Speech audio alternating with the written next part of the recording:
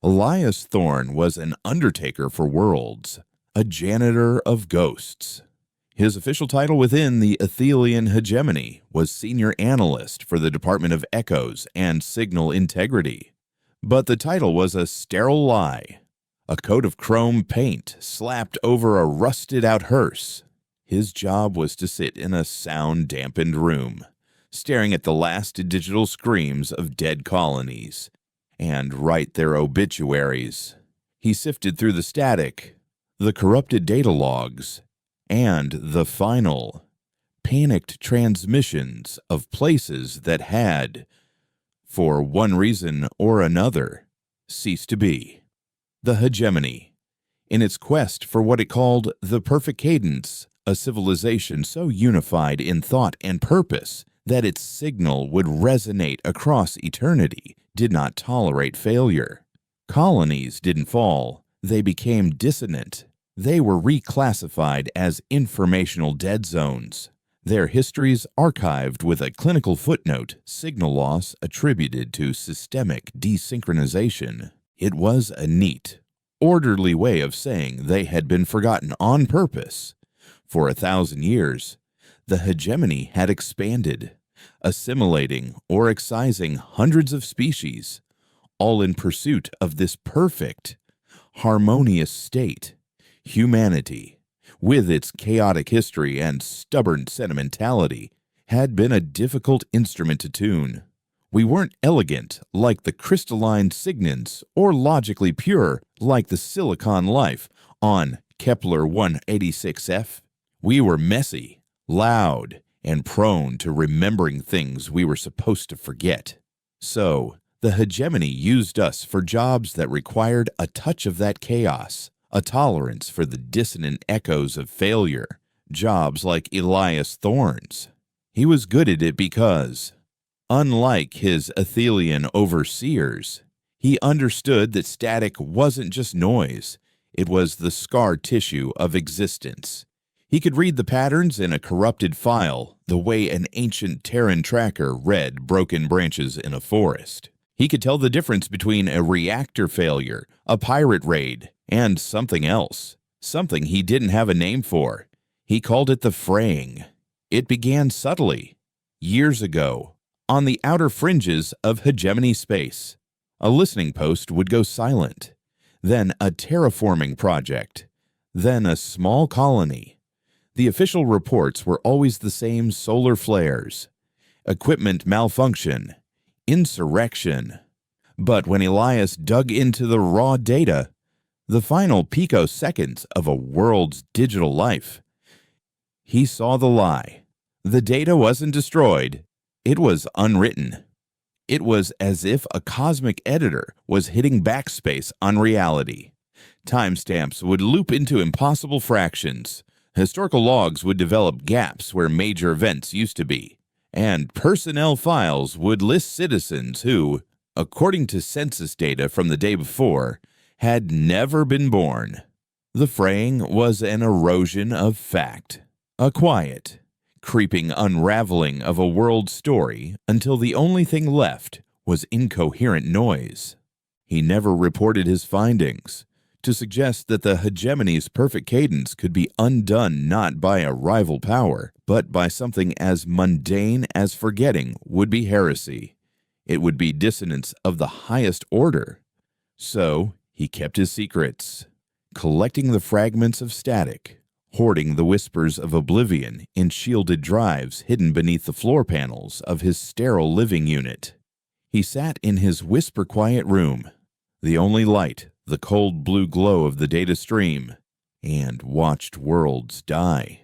Today, it was Xylos, not some fringe colony in the Galactic boondocks, but a core world, a jewel of the hegemony, home to 12 billion souls, and the primary node for Sector Gamma's cadence protocols. An hour ago, Xylos had simply stopped. Not a distress call. Not a flicker of weapons fire, just a sudden, perfect silence that was louder than any explosion. The high cadence command was in chaos, their arrogance curdling into panic. They had sealed the sector, blaming a cascading software virus, a story no one with any sense believed. Elias was tasked with the impossible find a coherent signal in the wreckage. He plunged his consciousness into the data stream, a torrent of pure informational death. He felt the cold of it, the hollowness. It was the digital equivalent of a vacuum, a place where meaning could not exist. The static from Xylos was different. It was deeper, more absolute. It wasn't just the absence of a signal, it was an anti-signal, a devouring silence that actively broke down whatever it touched. His own diagnostic tools glitched and failed as he navigated the stream. He pushed deeper, his neural interface screaming with proximity warnings. He felt like he was drowning in nothing. The story of 12 billion people dissolving around him like salt in water. The libraries, the museums, the birth records, the love letters, the declarations of war, all of it was being ground down into a uniform, featureless hum. He could feel the fraying happening in real time, the last vestiges of Xylos' history being actively unwritten. It was a force, a presence. It was hungry. He was about to pull out, to write the same sterile report he always did.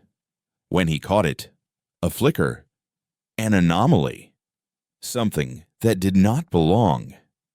Buried deep within the heart of the corrosive static, shielded by layers of dying data, was a single, impossibly intact audio file.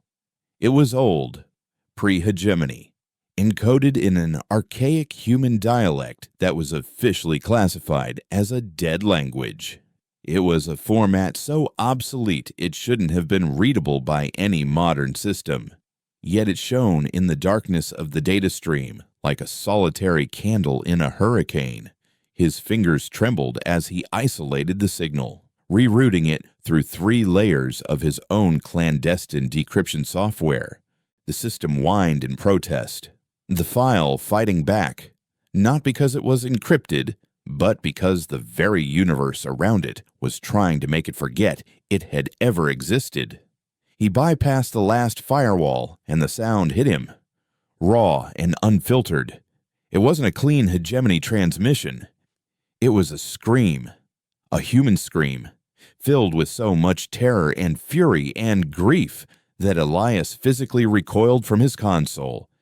It was the sound of a soul being torn apart, a sound of absolute defiance in the face of absolute annihilation. Behind the scream, he could hear the crumbling of a world, the groan of dying metal, the wind of an atmosphere being stripped away.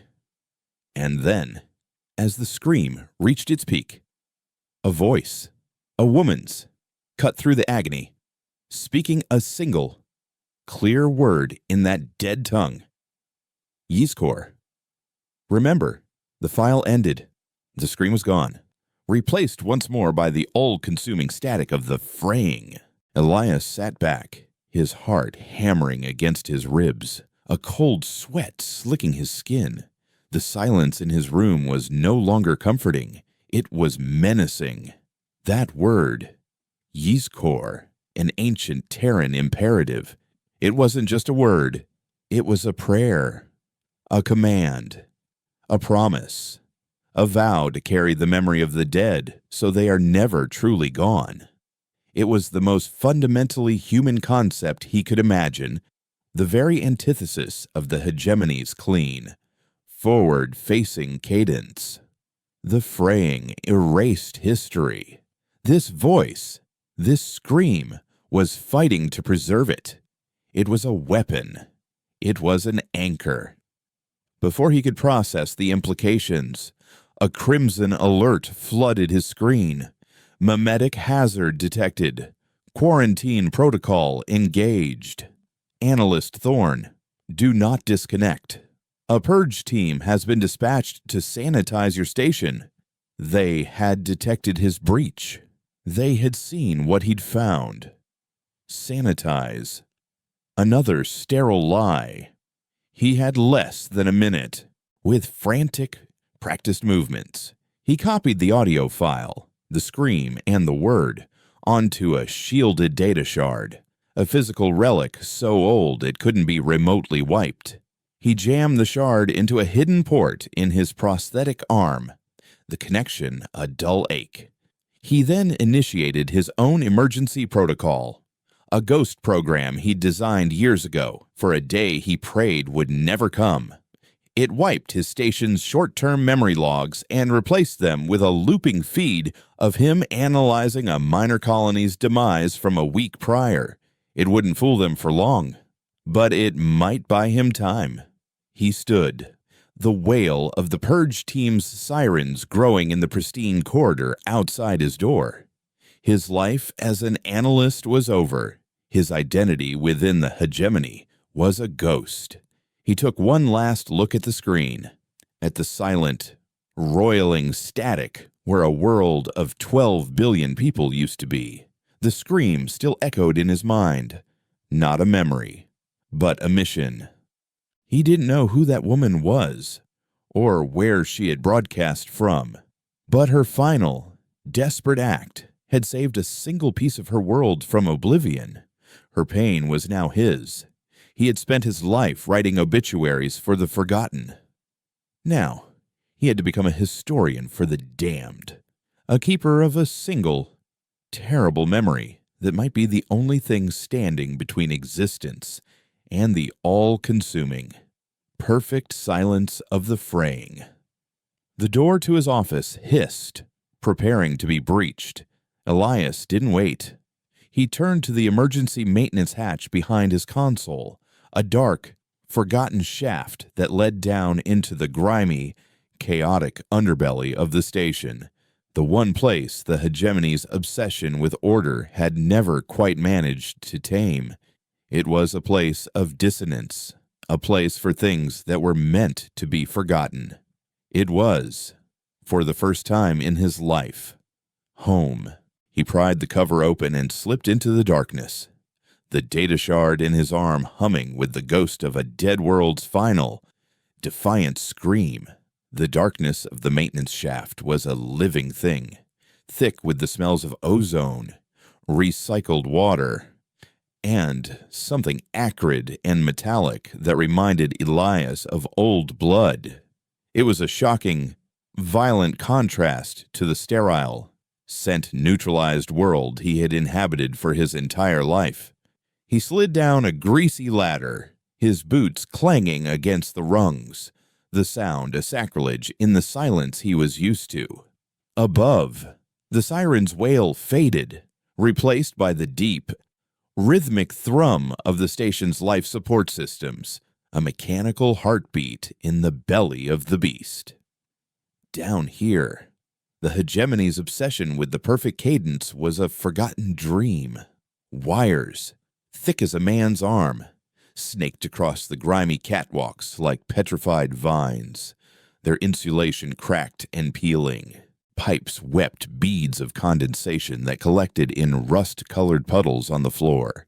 The air was heavy and humid, a soup of engine exhaust and the faint, unsettling scent of unmitigated biological processes. This was the station's subconscious, the messy, chaotic tangle of pipes and wires that made the pristine world above possible. And it was a place the hegemony preferred to pretend didn't exist. He dropped the last few feet onto a narrow walkway, his knees jarring from the impact. The data shard in his arm throbbed, a dull, insistent pulse that seemed to sync with the station's hum. It felt less like a piece of technology and more like a tumor, a foreign body leaching warmth from his own. He paused, trying to get his bearings, but there were no signs, no directories, no helpful light strips guiding the way. There was only a labyrinth of steel and shadow, a maze of forgotten infrastructure. His momentary stillness was a mistake. A sound scraped behind him, the whisper of a boot on grated metal. He spun around, his analyst's instincts screaming that he was no longer the observer. He was the observed. Two figures emerged from the gloom, their forms distorted by the dim, red emergency lighting. They were gaunt, their faces smudged with grease, their clothes a patchwork of discarded maintenance uniforms and scavenged tech. They moved with a predatory slouch, wielding heavy, modified wrenches like clubs.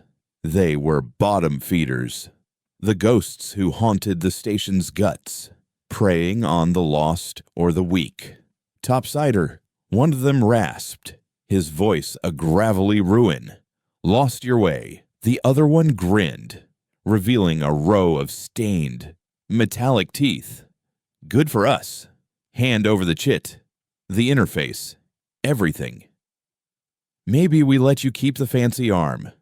Elias backed away slowly, his heart a frantic drum against his ribs. He had no weapon, no combat training. His entire life had been a battle of wits and data, not flesh and bone. He raised his hands in a placating gesture, his mind racing, searching for a variable, an angle, an exploit in the situation.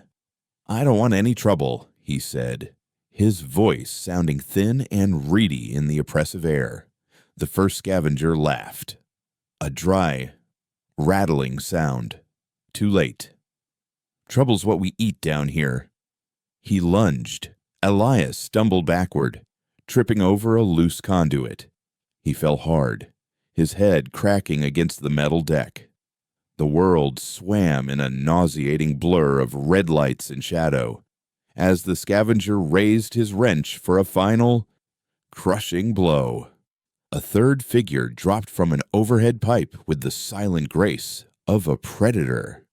She landed in a crouch between Elias and his attackers, a dark silhouette against the crimson glow. She was wiry and compact, wrapped in layers of dark, functional fabric, a rebreather mask covering the lower half of her face. In one hand, she held a long, wicked-looking blade crafted from sharpened alloy, and in the other, a high-frequency sonic emitter that whined with latent power. "He's with me," she said, her voice filtered and metallic through the mask. The scavengers froze, their predatory confidence evaporating into raw fear. They recognized her. Kalen. The first one stammered, lowering his wrench. "We didn't know. We saw a stray. That's all." Kalen didn't move. Didn't even seem to breathe. She just watched them, the emitter in her hand humming with a rising pitch that made Elias's teeth ache. "He's not a stray," she repeated, her voice flat and cold. "He's my business, and you're interrupting it. Get gone before I decide to tune your brainstems to a new frequency." The two men didn't need to be told twice. They scrambled back into the shadows and vanished, their footsteps echoing in the sudden silence. Kalen stood motionless for a moment longer before retracting her blade with a soft click. She turned to Elias, who was still on the floor, his head spinning. She nudged him with her boot, not gently. "Get up. Analyst. Your kind doesn't last long down here." Elias pushed himself up, wincing as a sharp pain lanced through the back of his skull. "How did you know what I was?" he asked, his voice shaky. She pulled down her rebreather mask, revealing a sharp, angular face, pale from a life lived without sunlight. Her eyes, a startlingly clear shade of gray, were old with a weariness that had nothing to do with age. A network of fine, silvery scars traced a line from her temple down her jaw, the telltale sign of a black market neural interface, crudely installed and brutally maintained. "Your clothes are too clean, even for a topsider trying to slum it," she said, her voice a low, cynical drawl. You smell like filtered air and nutrient paste. And you have the terrified, helpless look of a man who's only ever seen the world through a screen. Plus, she added, gesturing vaguely toward the upper levels, the harmonizers are sweeping the mid-decks. They don't deploy for just anyone. They only come out for informational leaks. Heretics. Analysts who dig too deep. She knew. Of course she knew. In the underbelly, information was the only currency that truly mattered. I need to get off this station, Elias said, the desperation raw in his voice. There's a place, the Gray Port. They say you can get a ship there. Kalen let out a short, mirthless laugh. The Gray Port isn't a place you just walk to. It's a rumor wrapped in a lie. And the path to it is through 3 sectors of gang territory, a collapsed transit tunnel, and a quarantine zone the hegemony uses for waste recycling. It'll cost you. I have credits, Elias said quickly. Untraceable. She shook her head, her gaze flicking to his prosthetic arm. Credits are noise. They can be tracked, erased. I don't deal in noise. I deal in value. What do you have that's worth my life? He couldn't tell her about the shard. The word mimetic hazard would either get him killed or sold to the very people he was running from. But the shard itself, it was more than just data. It was becoming a part of him. As he hesitated, a wave of vertigo washed over him. The red emergency lights of the tunnel flickered, and for a fraction of a second, he wasn't in the underbelly of a space station. He was standing on a balcony of polished obsidian, looking out at a sky of bruised purple and violent orange. 2 suns, one a brilliant white dwarf, and the other a bloated red giant, hung in the heavens. A city of crystalline spires glittered below him, humming with a gentle, harmonious energy. He felt a hand slip into his, the touch familiar, comforting. A woman's voice, the same voice from the audio file, whispered in his ear, her breath warm. It's beautiful, isn't it? They say the founders of Xylos chose this world because the dual sunset was the closest thing to perfect music they had ever seen. The vision shattered. The phantom touch vanished. He was back in the grime and the dark, Kalen staring at him, her expression a mixture of suspicion and a strange, grudging curiosity. He was breathing heavily, his own hand gripping the cold metal of his prosthetic arm. What was that, she demanded, her voice sharp. You just phased out. Your eyes went blank. Elias swallowed, the phantom memory leaving a profound ache of loss in its wake, a grief for a world he'd never known. The scream wasn't just a recording, it was a ghost, a fragment of a soul, and it was starting to bleed into his own consciousness. It's a side effect, he stammered, trying to piece together a plausible lie. Neural strain from my work. Kalen's eyes narrowed. She didn't believe him. Not for a second. But something in his raw, unfiltered panic seemed to convince her more than any lie could have. She saw not a threat, but a complication, and complications could be profitable. Whatever you're carrying, analyst. It's loud, she said slowly. So loud I can almost feel the static coming off you. That's why the harmonizers are hunting you, and that's why you'll be dead in an hour without me. She took a step closer, her gray eyes locking onto his. Here's the deal. I'll get you to the Gray Port. In exchange, you give me that arm. All of it. I can strip it for parts and a hegemony-grade neural interface. Even a locked one is worth a fortune on the black market. It was an insane demand. The arm was a part of him, integrated into his nervous system since a childhood accident. Losing it would be a crippling, agonizing amputation, but his life was worth more. Fine, he agreed, the word tasting like ash. You have a deal. She nodded once, the bargain sealed. All right, analyst, stick close, don't talk, and try not to bleed on anything important. And one more thing, she said, her voice dropping to a low, serious whisper. Whatever it is you're seeing, whatever is making you flicker like a dying light bulb, learn to control it. Down here, things that are loud get noticed, and the things that notice you in the dark are never friendly. She turned and melted back into the shadows, gesturing for him to follow. As he hurried to catch up, the data shard pulsed again, and he heard the ghost of the woman's voice whisper in the back of his mind, not a memory this time, but a warning. They're coming. They don't walk. They resonate. They hunt the echoes. He looked back down the corridor, into the oppressive darkness. He saw nothing, heard nothing, but he could feel it. A subtle shift in the air, a dampening of the ambient thrum of the station, as if a pocket of absolute silence was moving through the tunnels. The harmonizers were close. He had traded his arm for a chance to live, but he was beginning to suspect he was carrying something that would ultimately cost him far more than just a piece of himself. He was now the curator of a ghost, and his own memory was becoming the museum.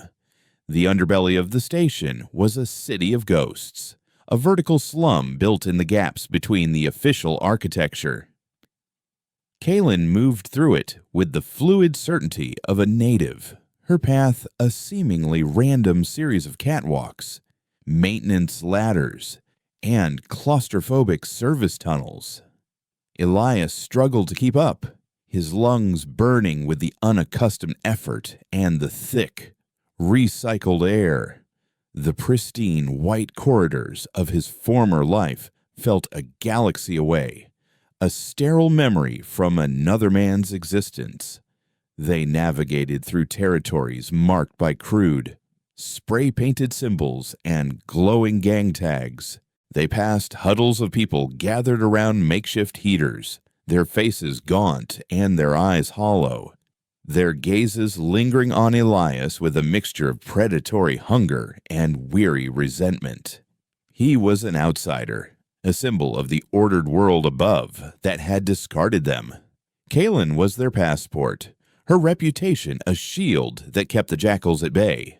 Her presence announced that he was under her protection, a piece of property to be left untouched. The silence from the harmonizers was a constant, unnerving pressure at their backs. It wasn't the absence of sound, but an active, encroaching null field. Ambient noises, the drip of water, the hum of a power conduit. The distant clang of metal would suddenly deaden as if swallowed by cotton. Kaylin would freeze, her hand resting on the hilt of her blade, listening with an intensity that went beyond hearing. She was sensing the informational void, the signature of the fraying's enforcers. They don't use optics, she whispered to Elias as they hid in the cramped space behind a bank of humming coolant pumps. They track information density, speech, data pings, biometrics. Even a coherent thought is like a flare to them. They hunt for patterns, for stories, and then they unmake them. The shard in Elias's arm throbbed, a hot, insistent pulse. The ghost of Xylos was a story, perhaps the last coherent one left of its kind, and the harmonizers were sharks that had scented blood in the water. They erased us. The voice in his head murmured, a soft current of sorrow beneath a tide of rage. They found the frequency of our memory, and they turned it down to 0. They made our children forget our names while we were still holding their hands. A new vision bloomed behind his eyes, sharp and agonizingly real. He was in a classroom, the walls adorned with the colorful, innocent drawings of children. A small girl with hair the color of spun starlight looked up at him, her eyes wide with a terrifying, vacant placidity. "Who are you?" she asked, her voice a flat, emotionless monotone. He could feel the phantom sensation of his own heart breaking as he realized she was his daughter, and the name on his own tongue was a forgotten word. Kaylin grabbed his shoulder, her grip iron hard, shaking him violently. "Analyst, stay with me. Don't you dare go loud now." He gasped, the vision shattering, leaving him trembling and disoriented.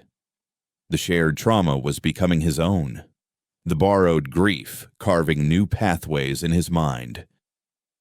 The fraying wasn't just an external force, it was a contagion of the soul, and he was carrying the primary vector. "We need to be faster," he rasped, the words catching in his throat. Kaylin's expression was grim. "The direct route is blocked. The butchers from Sector Gamma 9 are having a turf war with the Chrome Dogs. The transit tunnel is a kill zone." She pointed to a massive, dark opening in the floor a few meters away, a gaping maw that led down into an even deeper, more forgotten level of the station. "That's a primary waste chute. Leads down to the reprocessing level. It's filthy. It's dangerous. But it's quiet. No one goes down there unless they're being thrown." It was a horrifying choice, but the creeping silence behind them was infinitely more terrifying. He nodded. "Let's go." They rappelled down using a length of thick, scavenged cable. The chute, a vertical tunnel of slick, grimy metal. The stench was overwhelming, a putrid cocktail of chemical waste, organic refuse, and decay. They landed in a cavernous space filled with mountains of compacted trash, crawling with biomechanical sanitation drones that looked like giant, metallic insects. The air was thick with corrosive mist, and the only light came from the sickly orange glow of the recycling furnaces that roared in the distance. "Welcome to the bottom," Kaylin muttered, pulling her rebreather mask back over her face. "The gray port is on the other side of this hellhole." They moved through the canyons of garbage, the drones ignoring them, their programming too simple to register them as anything other than more organic waste. It was a landscape of the hegemony's forgotten things, obsolete technology, broken consumer goods, the physical detritus of a civilization that valued only the new, the perfect, the synchronous. Among the trash, Elias saw things that made his stomach clench: a child's worn synth doll, a cracked data slate still displaying a faded family portrait, a ceremonial sash from a species that had been desynchronized centuries ago. This wasn't just garbage, it was a graveyard of discarded memories, a physical manifestation of the fraying. It was here, in the heart of the forgotten, that the shard in his arm began to resonate with a new intensity. It wasn't just the voice of the woman from Xylos anymore. Other whispers were joining hers, faint echoes rising from the refuse around them. The ghost of Xylos was acting like a tuning fork, making the others silent. Broken stories vibrate in sympathy. My song. They took my song. A faint, lyrical whisper from the ghost of a Signan poet. The logic failed. The axioms crumbled. A clipped, static-laced thought from a silicon life form. We built a god of chrome and wire, and it taught us how to pray to silence. The air grew thick with the whispers of the lost. A chorus of faint, dissonant echoes drawn to the powerful, coherent memory he carried. The shard was a lighthouse for ghosts. Analyst. What's happening? Kaylin demanded, her hand on her sonic emitter. The energy readings are going wild. Elias clutched his head, the cacophony of dying worlds threatening to overwhelm him. It's the shard. He gasped. It's waking them up. The memories in this place. Before Kaylin could respond, a new silence descended, colder and more absolute than before. It wasn't creeping. It slammed down like a lid on a coffin. The roar of the furnaces, the scuttling of the drones, the very air itself went dead. From the shadows between the mountains of trash, 3 figures emerged.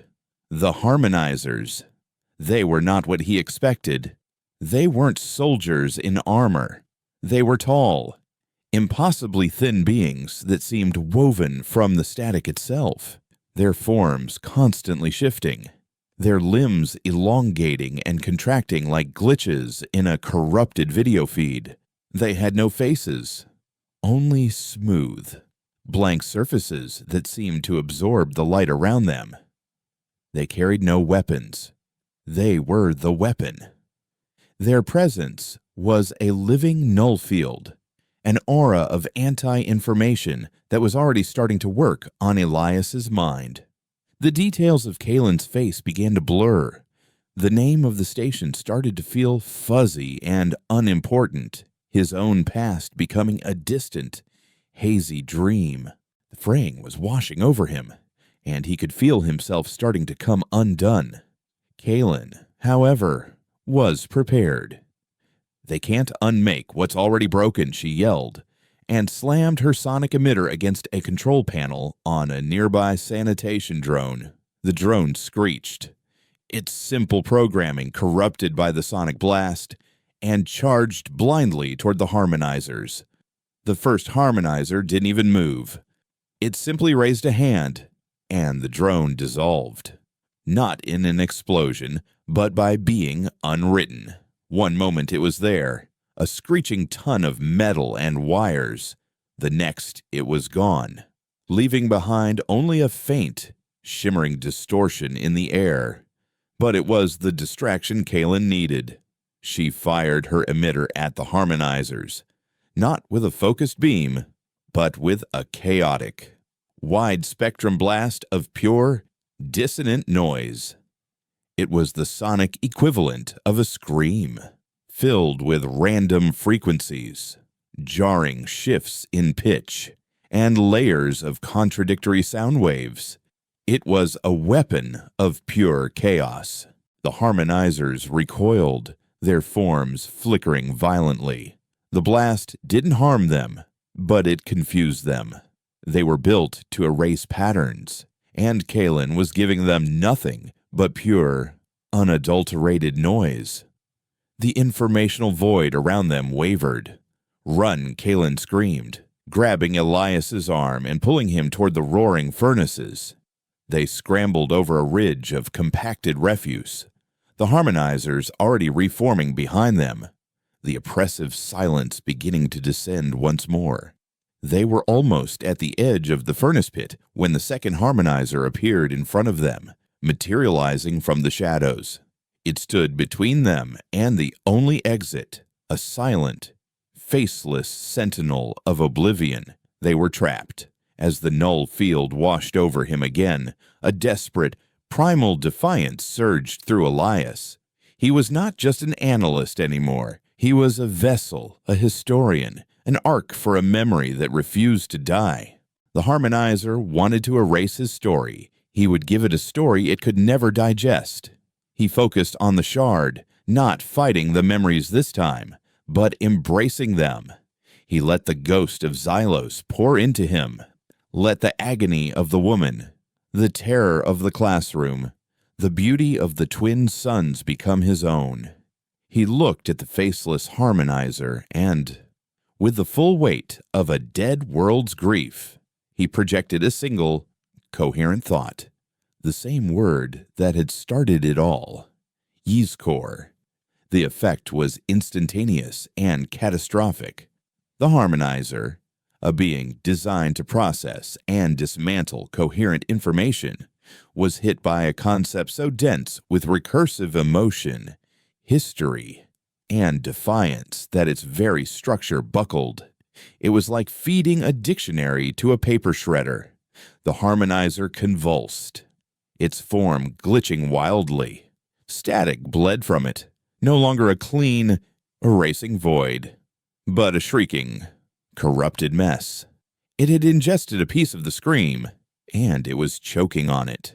The blank face cracked, and for a single, horrifying moment, a face appeared on its surface, the face of the little girl from the classroom.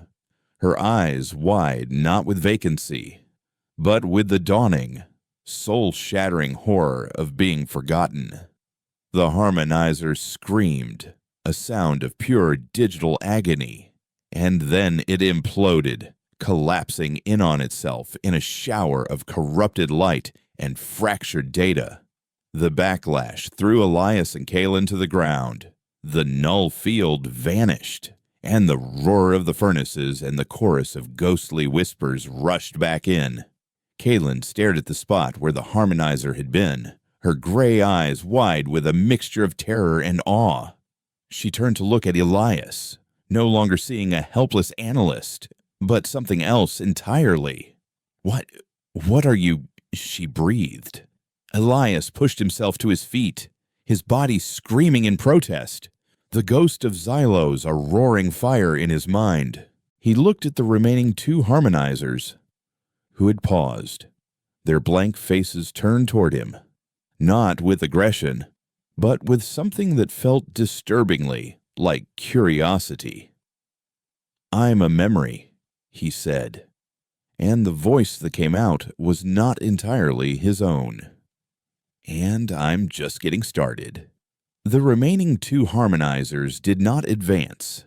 They stood in the orange furnace glow like statues carved from shadow and static, their blank faces tilted toward Elias. The aggressive, erasing silence they had projected was gone, replaced by an unnerving, analytical stillness.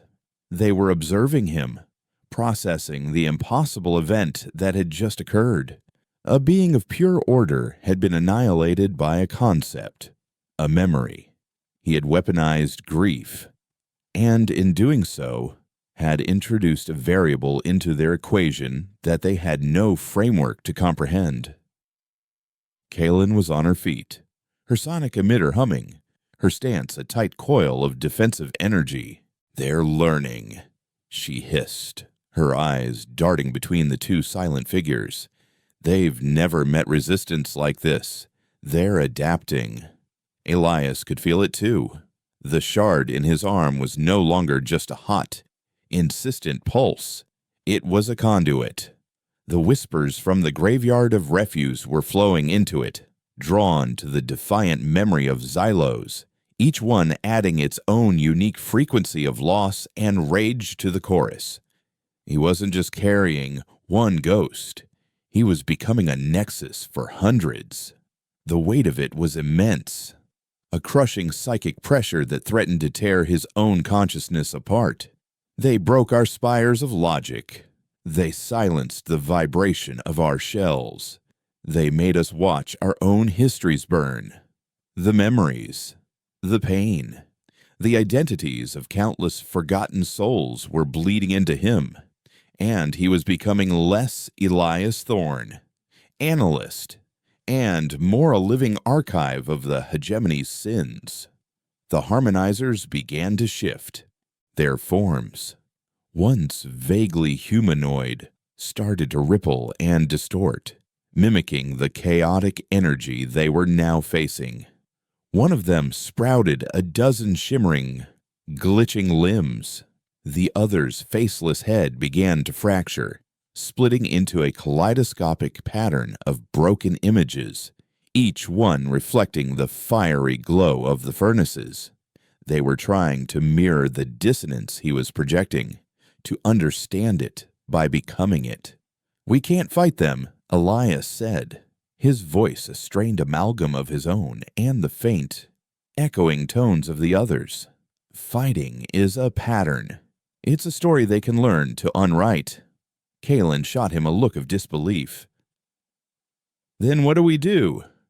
Let them turn us into footnotes. We give them something they can't process. He said, an idea taking shape in the chaotic storm of his mind. A desperate strategy born from 1,000 different perspectives of loss. We become so loud, so dissonant, that we break their ability to listen. He looked at Kalen, his eyes burning with a feverish intensity that was more than just his own. Your emitter. Can you sync it to a biometric signal? She blinked, taken aback by the sudden shift from terrified fugitive to crazed strategist. Yes. It has a slave function. I can link it to my heart rate, my neural feedback. Why link it to me? He commanded. Sync it to the output of this. He held up his prosthetic arm, the metal skin of which was now faintly glowing, traced with shifting, silvery patterns of light. The shard is generating a chaotic energy field. I want you to take that chaos and turn it into sound. Don't try to shape it. Don't try to focus it. Just amplify it. Make it as loud and as meaningless as possible. It was a mad gamble. She would be turning him into a living, breathing weapon of pure informational chaos. A mimetic bomb that could very well tear them both apart. But as she looked at the advancing, mutating forms of the harmonizers, she realized that madness was the only sane option left.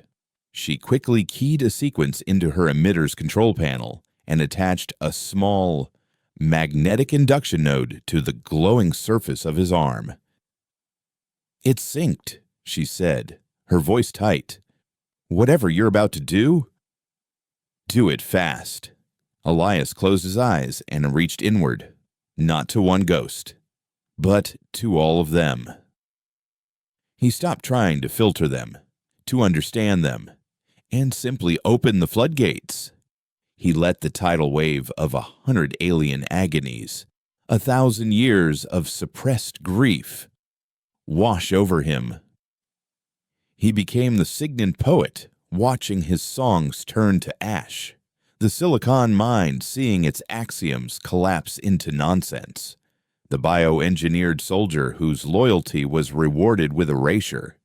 He embraced the chaos, the contradiction, the pain. He let go of his own story, his own identity, and became a vessel for all the stories the hegemony had tried to silence. The effect was immediate. The shard in his arm flared with brilliant, blinding light. The induction node on Kalen's emitter glowed cherry red, and the device itself began to scream. It was not a focused blast, but an omnidirectional wave of pure, weaponized chaos. It was the sound of 1,000 languages being spoken at once, of music being played in every possible key simultaneously, of mathematical constants arguing with themselves. It was the antithesis of the hegemony's perfect cadence, a symphony of brokenness, a hymn of defiance sung by the dead. The recycling chamber became a vortex of light and sound. The mountains of trash vibrated. The metallic insects of the sanitation drone sparked and short-circuited, and the very air seemed to tear apart. The two harmonizers were caught in the center of the storm. Their adaptive mimicry failed catastrophically. They tried to become the chaos, but the chaos was infinite, contradictory, and utterly without pattern. Their forms flickered, broke, and reformed into monstrous, nonsensical shapes, a screaming face made of static, a hand with too many fingers, a body that was inside out. They were like processors fed a line of code that was designed to create an infinite, recursive error. They were being unmade not by silence, but by noise, One of them dissolved into a cloud of shimmering, harmless particles. The other, however, did something different. As its form was being torn apart, it seemed to find a single focal point in the storm, Elias. It lunged, not to attack, but to connect. One of its glitching, static-laced tendrils shot out and slammed into Elias's chest. The world went white. Elias was no longer in the recycling chamber. He was floating in an infinite, gray void. He was bodiless, timeless. He felt the consciousness of the harmonizer cold, ancient, and utterly alien merge with his own. He did not see its history. He experienced it. He saw the birth of the hegemony not as an empire, but as a terrified response to a universe that was fundamentally chaotic and meaningless. The Athelian founders had gazed into the abyss of entropy and, in their terror, had decided to build a wall of perfect, unchanging order against it. The perfect cadence was not an act of arrogance. It was an act of cosmic fear. The harmonizers were its antibodies, designed to seek out and erase anything that threatened to introduce the terrifying variable of chaos back into their perfect, sterile equation. And then he felt the harmonizer experience him. It felt the raw, messy, beautiful, and agonizing chaos of a human life. It felt his love for a parent he could barely remember, his petty jealousy of a more successful colleague, his quiet satisfaction in solving a complex data problem, his deep, buried grief for the worlds he had cataloged and buried. And then, through him, it felt the others, the thousand voices of the forgotten. It felt their art, their wars, their love, their faith, their despair. For the first time in its eons of existence, the harmonizer understood that what it had been erasing was not just dissonance, it was life itself. The connection broke. Elias was back on the ground, gasping, the sound of the emitter winding down in his ears. The second harmonizer was gone. In its place, floating in the air, was a single, perfect sphere of shimmering, silver light. It pulsed with a soft, gentle rhythm, emitting a low, melodic hum that was the exact opposite of the chaotic noise that had just filled the chamber. It was a sound of pure, unadulterated harmony. Kaylin stared at it. Her emitter lowered. "What is that, a memory?" Elias stammered, his mind reeling from the contact. It understood. It saw what it was destroying. It chose to become a story. Instead of an eraser, the sphere floated toward him and gently touched the data shard in his arm. The shard, which had been glowing with a furious, chaotic light, softened, its glow turning from a harsh silver to a warm, steady gold. The thousand screaming voices in his head did not disappear, but they quieted, their chaotic rage soothed by the harmonizer's final, perfect note. They were no longer a storm. They were a choir. The sphere then floated away, drifted up through the waste chute, and vanished into the darkness above. A peace offering, a truce, an apology. Elias felt a profound change within himself. The weight of the ghosts was still there, but it was no longer a burden that was tearing him apart. It was a foundation. He was Elias Thorne, analyst, fugitive, and now the speaker for the dead, the keeper of the hegemony's silenced choir. He had faced the void, and instead of being erased, he had taught it how to sing. He looked at Kaylin, whose cynical, hardened expression had been replaced by one of pure, unadulterated shock. "The gray port," he said, his voice quiet but firm. resonating with a newfound authority. "We still need to get to the Gray Port."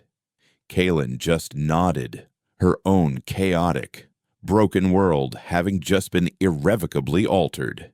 She had agreed to guide an analyst in exchange for his arm. Now, she was following a prophet who had just preached a sermon to the apocalypse and converted one of its angels.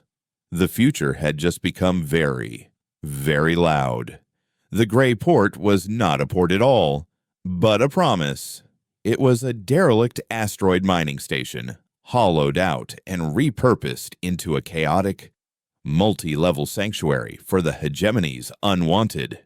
Ships of every shape and size were clamped to its pockmarked surface like metallic barnacles, their hulls scarred and jury-rigged. It was a city of fugitives, heretics, and exiles, a place where the perfect cadence was a half-forgotten joke and survival was the only hymn worth singing. As they emerged from the station's underbelly, guided by the last of Kaylin's labyrinthine knowledge, Elias felt the change in the atmosphere immediately. The oppressive, orderly silence of the hegemony station was replaced by a cacophony of life. Dozens of languages, human and alien, bounced off the corroded metal walls. The air smelled of spicy alien street food, hot metal, and unvented exhaust fumes. It was messy, inefficient, and gloriously, chaotically alive. Kaylin led him through the crowded, narrow corridors to a dimly lit bar carved out of an old ore processing chamber. The clientele was a motley collection of spacers, smugglers, and information brokers, their faces hard and their eyes sharp. Kaylin was known here, earning them a grudging nod from the hulking, four-armed bartender as she led Elias to a secluded booth in the back. "This is as far as I go." "Analyst," she said, her voice returning to its usual cynical rasp, though the edge was softer now. "A deal's a deal." The arm. Elias looked down at his prosthetic. It felt different now. The golden light of the shard pulsing gently beneath the metal plating. It was no longer just a tool or a replacement limb. It was a library, a reliquary, a focal point for a chorus of lost souls. He had promised it to her. "I can't," he said quietly, meeting her gaze. "Not anymore. It's part of them now. Taking it off would be like tearing a page out of their last book." Kaylin's expression hardened for a moment, the old, familiar mask of the survivor clicking back into place. But then she looked at his eyes and saw not a man trying to renege on a deal, but a curator protecting his collection. She sighed, a long, weary sound, and slumped back in her seat. "I figured as much," she muttered. "Things are never simple with you." "Are they?" She gestured to the arm. "What are you going to do with all that start a cult, become a ghost whisperer? I'm going to give them a voice," Elias said, a quiet conviction settling over him. He had spent his life writing obituaries. Now it was time to write a testament. The hegemony's greatest strength is its unity, its single, perfect signal. Its greatest weakness is that it can't tolerate any other song. I'm going to broadcast a new one, a choir of every voice they ever tried to silence. Kaylin stared at him as if he were insane. "You want to declare war on the hegemony with a ghost story. They'll hunt you to the edge of the universe. They'll fray every system you touch." "Let them," Elias said. "They're afraid of chaos, of memory, of pain. I'm not just going to remind them it exists. I'm going to show them it's a strength, not a weakness." Before Kaylin could argue, a new voice cut in, low and resonant. "That is a dangerous song to sing. Speaker, An old man stepped out of the shadows, his face a road map of wrinkles, his eyes a startlingly bright blue. He was human, dressed in the simple, homespun robes of a fringe-world ascetic, but he carried himself with an aura of ancient authority. The noisy bar seemed quiet as he approached, the patrons averting their eyes with a mixture of fear and respect. "They call you the Archivist," Kylan whispered, her cynicism momentarily forgotten, replaced by awe. The Archivist was a legend in the gray spaces, a man who supposedly predated the hegemony itself, a keeper of the old ways and the forbidden histories. He looked at Elias, his gaze seeming to pierce through flesh and bone, looking directly at the golden light emanating from his arm. "You carry a heavy burden," the Archivist said, his voice a calm river in the storm of Elias's mind. "You have a choir, but no stage, a message, but no transmitter powerful enough to make the deaf gods listen." "I'll find one," Elias said. The Archivist smiled, a faint, sad expression. "You have. The hegemony believes they are the pinnacle of communication, but their cadence is a shout in an empty room. There are older networks, deeper streams. The universe remembers more than the Athelians believe." He placed a gnarled hand on the table and on his wrist. Elias saw a tattoo, an intricate spiral pattern that seemed to twist and move. It was a symbol he recognized, a fractal design he had seen for a fleeting moment in the final. Corrupted data logs of a dozen frayed worlds. It was a marker, a key. "What you carry is not a weapon, but a seed," the Archivist said. "The hegemony built a sterile garden. It is time to plant a new, wilder forest." He explained that a network of others like him, the keepers of the dissonant, were scattered across the galaxy, each preserving a fragment of the histories the hegemony had tried to erase. They had been waiting for a catalyst, a signal strong enough to unite their scattered libraries into a single, coherent narrative. Elias, with his choir of the frayed, was that catalyst. Their plan was audacious, bordering on suicidal. They would not attack the hegemony with warships, but with truth. Using the Archivist's network, they would broadcast Elias's choir the raw, unfiltered memories of the silenced not into hegemony military channels, but into their civilian data streams. They would target the schools, the public forums, the entertainment networks.